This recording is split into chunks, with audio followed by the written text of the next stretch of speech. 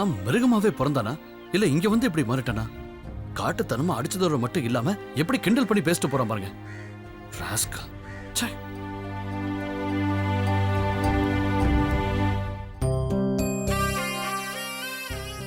Sorry sir, உங்களை பத்தி சரியா தெரியாம நானும் நிறைய கிண்டல் பண்ணிட்டேன், தப்பு தப்பா பேசியிருக்கேன். அதையெல்லாம் மனசுல வச்சுக்காதீங்க சார், ப்ளீஸ் சார். பரவாயில்லப்பா, எல்லாரும் என்ன புழுவை பார்க்குற மாதிரி பார்த்து ஒதுங்கி போறாங்க. நீ ஒருத்தனாவது என்கிட்ட முகம் கொடுத்து பேசுறியே, அதுவே எனக்கு பெரிய ஆறுதலா இருக்கு. கொடுங்க சார், நான் வேணா உருட்டி தரேன். இல்ல வேணாம்ப்பா. சங்கடப்படாதீங்க சார், கொடுங்க.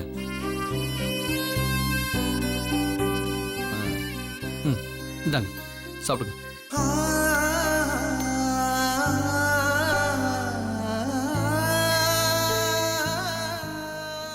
சார், நான் ஒன்று கேட்டா தப்பா எடுத்துக்காதீங்க சார். நிஜமா என்னதான் சார் நடந்துச்சு? உங்க மேல ஏன் இந்த மாதிரி பழி விழுந்துச்சு? சாரி சார், நான் உங்களை டிஸ்டர்ப் பண்ணுங்கிறதுக்காக இதை கேட்கல, ஒரு ஆதங்கத்துல தான் கேட்டேன். சொல்ல விருப்பம் விட்டுருங்க சார்.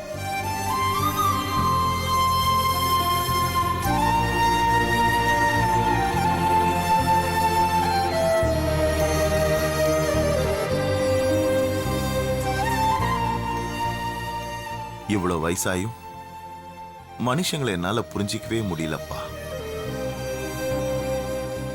நல்லவனா நடிக்கிற கிரிமினலையும் எல்லாரும் நம்புறாங்க.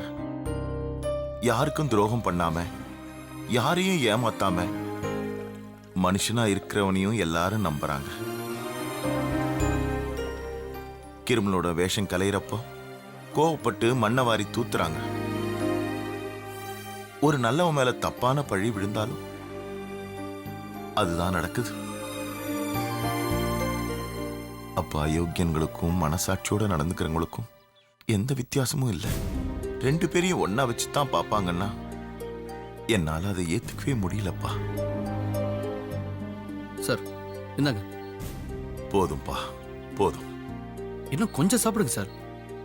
போதும்பா. யாரையும் குறை சொல்லி பிரயோஜனம் இல்லை. வெளியில தெரியற வேஷத்தை தான் இந்த உலகம் நிஜம் நம்புது. அதுக்கு பின்னால என்ன இருக்குன்னு யாருமே யோசிக்கிறது இல்ல.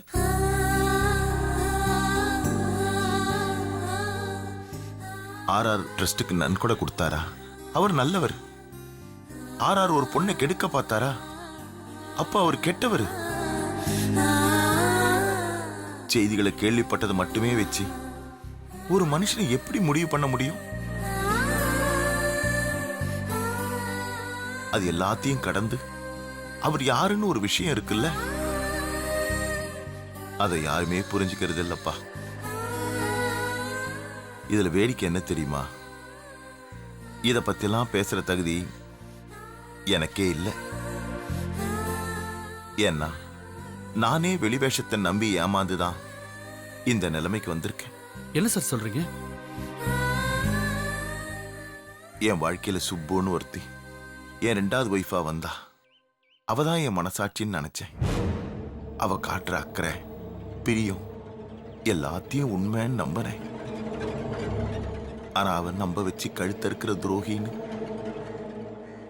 இந்த விஷயத்துல தான்ப்பா எனக்கு புரிஞ்சுது.